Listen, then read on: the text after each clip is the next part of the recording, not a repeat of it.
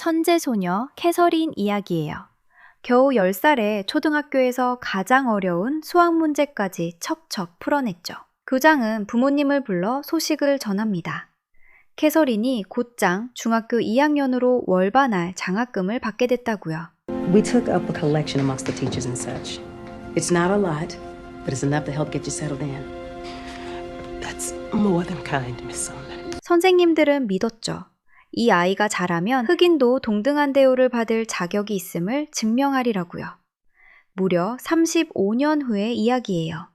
어른이 된 캐서린은 친구 도로시, 메리와 함께 출근하던 길에 그만 차가 멈춰서고 맙니다. 세 사람은 나사에서 복잡한 계산을 도맡은 전산원이었는데요. 늦으면 큰일이라 마음만 자꾸 급해집니다. Not a great place for three y'all be having car trouble. We didn't pick the place, officer. It picked us. You being disrespectful? No, sir. NASA, sir. We do a great deal of the calculating, getting our rockets into space. All three of you? Yes, sir. Yes, officer. NASA. That's something. I had no idea they hired. There are quite a few women working in the space program. Damn Russians are watching us right now. Sputniks. We gotta get a man up there before the commies do. Absolutely. Whole damn country's counting on them. That's for certain. Hard being of service is broken down on the side of the road, though. Right. What, y'all need a tow or something? Well, hell, least I can do is give y'all an escort. 그 시각 나사 청사에선 소련이 곧 로켓을 쏘아 올린다는 뉴스가 흘러나왔고 직원들은 잔뜩 긴장한 얼굴로 화면만 뚫어지게 지켜보고 있었습니다. 특사는 나사 책임자 해리슨을 다그칩니다. 소련을 앞설 로켓을 당장 만들라고요.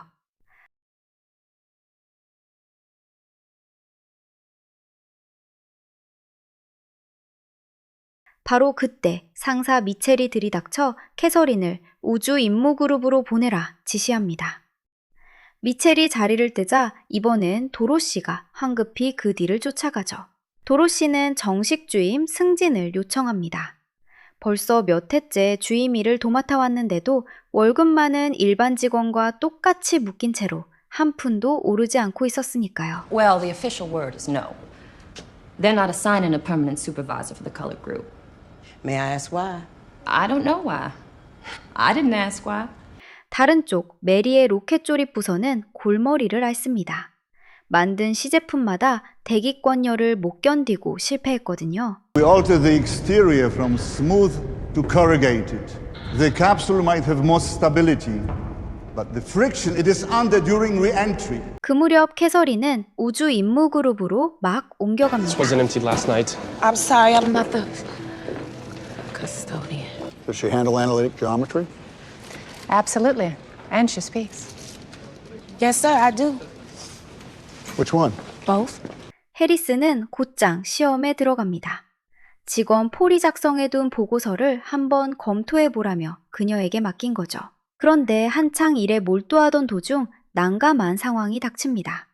하필 이 건물엔 흑인이 쓸 수 있는 화장실이 단 하나도 없었거든요. 결국 그녀는 800m나 떨어진 옛 부서 건물까지 한참을 숨이 차도록 뛰어가야 했습니다. 게다가 새 부서에서 그녀를 향해 쏟아지는 시선은 하나같이 차갑고 또 냉소적이기만 한 것이었죠. 퇴근한 뒤에도 쉴 틈이 없어요. 집에 가면 세 딸을 살뜰히 돌봐야 했으니까요. 남편을 먼저 하늘로 떠나보낸 그날 이후로 그녀는 홀로 집안을 책임지는 가장이 되어 있었습니다. 주일 예배 뒤 도로시와 메리는 군인 짐과 캐서린을 맺어주려 합니다. 캐서린은 한사코 마다하죠. 그런데 지맹의 말이 화근입니다. 나사가 흑인 여성을 뽑을 줄 몰랐다는 거죠. I was the first Negro female student at West Virginia University Graduate School.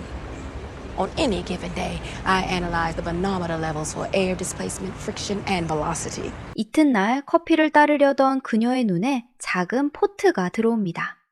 유색인종 전용이라 적혀 있었죠. 속으로 사기수밖에 없었죠. 그렇게 자리로 돌아오자 폴이 다가와 공식 자료를 건넵니다. 그런데 받아든 자료가 이상합니다. 곳곳이 새까맣게 지워져 일부러 못 풀게 골탕 먹이려는 듯했죠. 하지만 그녀는 물러서지 않아요. 전등빛에 비춰 가린 숫자를 읽어냅니다. 자리를 비운 사이 해리슨과 연구팀은 그녀가 적어둔 계산을 보고 어리둥절해집니다. 팀 전체가 며칠을 매달려도 못 푼 그 공식을 그녀는 단 몇 분 만에 풀어내고만 겁니다. 폴은 따집니다. 그렇게 지워놨는데 대체 어떻게 풀었냐고요. Give her everything she needs to work on Shepard's trajectories without redaction. Are we clear on that? Are we sure about this? What's the issue, Paul? You heard her. She's not a spy. I just don't think it's a good idea. You know what I think's a good idea? Darker ink. 잠시 쉬는 시간, 미첼이 슬며시 다가옵니다. 메리가 로켓 조립 기술자로 승진하려 한다는 게 사실이냐 묻죠. 그러면서 미첼은 못 박습니다. 메리의 지원은 반려될 수밖에 없다고요. 백인 대학을 나오지 않았다는 게 그 이유였습니다. 며칠 뒤 한낮, 도로시는 두 아들을 데리고 시립 도서관을 찾습니다. 그런데 책을 고르던 중 한 여자에게 제지를 당하고 말죠. There are books in the colored section. It doesn't have what I'm looking for. Well, that's just the way it is. 버스에 올라탄 그녀는 도서관에서 몰래 들고 나온 책 한 권을 꺼냅니다. 그러고는 두 아들에게 가만히 당부하죠. Separate and equal are two different things. Just cause it's the way doesn't make it right. Understand? Here's Mama. 그날 밤 도로시의 집에서 열린 파티. 캐서린은 거기서 짐과 다시 마주칩니다. 짐은 첫 만남의 실언을 사과하며 화해의 춤을 청하죠. The Soviet news agency has announced that Russian cosmonaut Yuri Gagarin has become the first man in space. One is staying here, working late. That's going to be a fact of life. And two, don't expect your paychecks to reflect the extra time it's going to take to catch up and pass those bastards. 하지만 며칠 밤을 통째로 갈아 넣어도 로켓 테스트는 번번이 실패로 돌아가고 맙니다. 그러던 차에 나사는 좌표를 자동으로 계산해주는 첨단 기계 IBM을 들여옵니다. 문제는 정작 이걸 제대로 다룰 줄 아는 직원이 단 한 명도 없다는 거였죠. 도로시는 남몰래 기계실로 숨어들어 밤새 그 작동 원리를 파고듭니다. 이튿날 그녀는 경고하죠. 이 기계가 들어오면 흑인 전산원 일자리가 통째로 위태롭다고요. 한편 메리는 백인 남성 대학에 들어가기 위해 법원에 정식으로 청원을 넣습니다. 재판 일정을 받아든 메리는 사무실로 달려와 절대 포기하지 않겠다 다짐하죠. 며칠 뒤 해리스는 의아해합니다. 쉬는 시간도 아닌데 캐서린이 자꾸 자리를 비우거든요. 흠뻑 젖은 채 돌아온 그녀를 보고 해리스는 단단히 화가 납니다. 그러자 캐서린은 그동안 가슴속에 꾹꾹 눌러 담아온 울분을 마침내 한꺼번에 터뜨립니다. 흑인이는 자전거조차 탈 수 없던 시절이라 매일 800m나 떨어진 옛 건물까지 하이힐을 신은 채로 뛰어다녀야 했다고요. There's no bathroom for me here. What do you mean there's no bathroom for you here? There is no bathroom. There are no colored bathrooms in this building. No more colored restrooms. No more white restrooms. Just plain old toilets. Go wherever you damn well please. 그렇게 길고도 길었던 시험 기간이 모두 끝나고 마침내 1961년 5월 5일이 됩니다. 드디어 미국 최초의 공식 로켓 발사일이 환하게 밝아온 거죠. 유인 로켓은 마침내 무사히 우주로 솟구쳤고 그 광경에 온 미국이 환호에 휩싸입니다. We choose to go to the moon in this decade and do the other things, not because they are easy, but because they are hard. 한편 법정에선 메리가 판사를 설득하려 안간힘을 씁니다. 나사 최초의 여성 엔지니어가 되기 위해서는 백인 대학 입학을 허락해달라는 그런 청원이었죠. And before Alan Shepard sat on top of a rocket, no other American had ever touched space. And now he will forever be remembered as the U.S. Navy man from New Hampshire. 그녀의 절묘한 설득에 결국 판사도 마음을 돌려 야간 수업을 허락합니다. 사무실로 돌아온 캐서린은 이번 다음 발사 계산을 꼭 자신에게 맡겨달라 청합니다. 폴은 처음부터 끝까지 영 못마땅해 했지만요. 그간의 결과물을 떠올린 해리스는 결국 그녀를 믿어보기로 하죠. 그런데 여기서 또 한 번 큰 고비가 찾아옵니다. 우주를 다녀온 캡슐이 착륙하던 도중에 그만 부서지면서 통째로 바닷속에 가라앉고 만 거죠. 혈세로 만든 로켓이 통째로 바다에 잠겼으니 비난이 빗발칩니다. 한낮 캐서린이 자료를 건네지만 폴은 거부합니다. 아침에 데이터가 또 바뀌었으니 새 값으로 다시 계산하라는 거죠. 그녀는 꼭 참고 부탁합니다. 최신 정보를 놓치지 않게 회의에 들여보내달라고요. 이튿날달도 마찬가지. 캐서린의 계산은 또 반려됩니다. 그때 마침 해리슨이 들어오죠. 그녀는 절박하게 상사에게 직접 매달립니다. 회의에 참석하게 해달라고요. 끈질긴 호소 끝에 해리슨은 그녀를 회의실로 들입니다. 비행사와 정부 관계자들이 모인 자리였죠. 하지만 특사는 만족하지 못해요. 더 명확한 숫자를 내놓으라 다그치죠. 끝내 말문이 턱 막힌 해리슨은 그 자리에 모인 모두가 숨죽여 지켜보는 앞에서 캐서린에게 즉석 계산을 한번 시켜봅니다. The goal point for re-entry is 2,990 miles from where we want Colonel Glenn to land. 다른 한편에선 그토록 오랜 시간 파고들던 IBM 기계를 도로시가 마침내 혼자 몰래 작동시켜봅니다. 이윽고 그 거대한 기계가 살아 움직이며 하나둘 척척 값을 토해내기 시작하죠. Well, we've got numbers. What kind of numbers? 바로 이튿날 미첼이 도로시를 찾아옵니다. 상부에서 도로시에게 IBM 운용을 맡기되 나머지 흑인 전산원들은 전부 다 해고하라는 지시가 내려왔다는 거였죠. 알고 보니 어제 그 직원이 상부에 그녀를 보고했던 거였죠. 도로시는 여기서 한 가지 조건을 내걸고서 그제야 그 자리를 받아들이겠다고 답합니다. 다른 흑인 전산원 전원이 자신과 함께 그곳에서 일해야 한다는 조건이었죠. I'm not accepting reassignment unless I bring my ladies with me. Excuse me?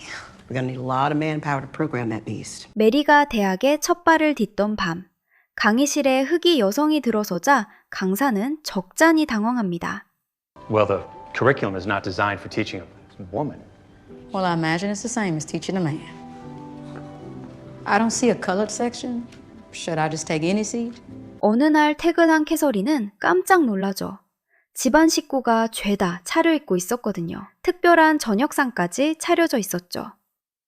이윽고 짐이 들어와 무릎을 꿇고 그녀에게 청혼합니다. What'd she say? She said she must be something, Jimmy, really something. Then what'd you say? I said no. She's more than something. She's everything. 행복한 순간이 있으면 가슴 아픈 순간도 오는 법. 해리스는 곧 IBM 자동 계산기가 본격 가동된다 전합니다. 우주 인류 그룹엔 캐서린의 수학 실력이 더는 필요 없다는 뜻이었죠. 그녀는 옛 부서로 돌아가 다른 흑인 전산원들 곁에 다시 서야 했습니다. 받아들이는 수밖에요. They're lovely. Mr. Harrison's idea, really. Although I suspect his wife did the picking out. Can't imagine he has an eye for anything but numbers. 며칠 뒤 옛 부서로 돌아온 그녀는 단출한 결혼식을 올립니다. 그리고 1962년 2월 20일 두 번째 발사가 전국에 생중계되죠. 이번 임무는 우주로 날아오르는데 그치지 않아요. 소련처럼 지구 궤도를 도는 게 목표였죠. Paul, something's off here. These landing coordinates don't match yesterday's. The IBM just ran them. Well, then the IBM's wrong yesterday. 5차 소식을 들은 비행사는 곧장 캐서린을 부르라 요청합니다. Let's get the girl to check the numbers. The girl. Yes, sir. You mean Catherine? Yes, sir. The smart one. 캐서린을 찾아 전산실까지 내달리던 동료는 그제야 깨닫습니다. 그녀가 매일 화장실 하나 가려고 800m를 뛰던 그 고단함을요. 같은 시각 비행사 역시 로켓을 향해 가고 있었습니다. 당도하자마자 직원은 그녀에게 좌표를 건네며 간절히 부탁합니다. 가능한 한 빨리, 최대한 서둘러 계산을 끝내달라고요. 그녀는 촉박한 시간과 사투를 벌이며 단 한순간도 펜을 멈추지 않고 숫자를 써내려갑니다. 그렇게 숨막히는 싸움 끝에 마침내 계산을 끝낸 그녀는 곧장 관제실을 향해 있는 힘껏 내달립니다. 태어나 처음으로 캐서린은 나사 관제실 특유의 그 팽팽하고 긴박하게 돌아가는 공기를 자신의 온몸으로 직접 생생하게 느끼게 됩니다. 이윽고 해리슨이 비행사에게 직접 보고를 올립니다.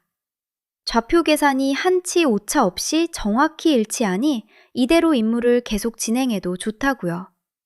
마침내 길고도 길었던 준비가 모두 끝난 순간이었습니다. 마침내 케이프 커네버럴에서 로켓이 거대한 굉음과 함께 우주를 향해 힘차게 솟구쳐 오릅니다. 퇴근하려던 도로시에게 미첼이 다가옵니다.